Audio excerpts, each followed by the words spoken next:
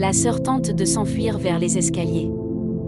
Mais avant qu'elle ne puisse atteindre la sortie, quelque chose d'inattendu se produit. Le fantôme s'arrête brusquement.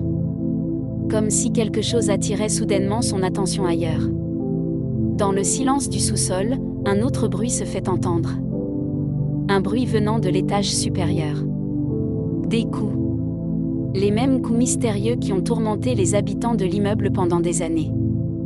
La femme en robe rouge lève lentement la tête. Son regard devient encore plus sombre.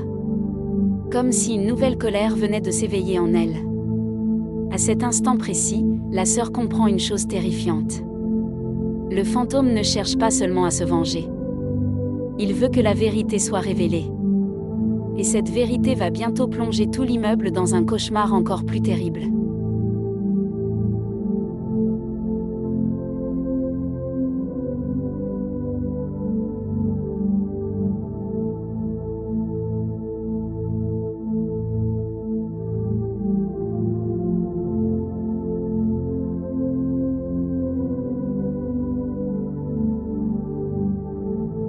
Après avoir vu le fantôme de la femme en robe rouge dans le sous-sol, la sœur aînée reste paralysée par la peur.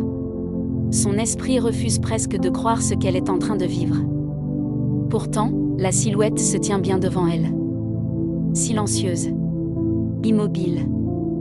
Mais terriblement réelle. Le visage du fantôme est pâle, presque inhumain. Ses yeux semblent remplis d'une immense souffrance, mais aussi d'une colère profonde. La sœur recule lentement, incapable de détourner son regard. À cet instant, elle comprend que l'esprit de cette femme ne cherche pas simplement à effrayer les habitants de l'immeuble. Il cherche à montrer quelque chose. Soudain, la femme en robe rouge lève lentement son bras et pointe le couloir sombre du sous-sol. La sœur hésite. Mais malgré la peur, elle décide d'avancer dans la direction indiquée. Chaque pas qu'elle fait résonne dans le silence oppressant du sous-sol. Puis, au bout du couloir, elle découvre une autre porte métallique. La porte est fermée, mais elle semble très ancienne. En l'ouvrant avec difficulté, elle découvre une petite pièce cachée derrière le mur. À l'intérieur, plusieurs objets sont entassés.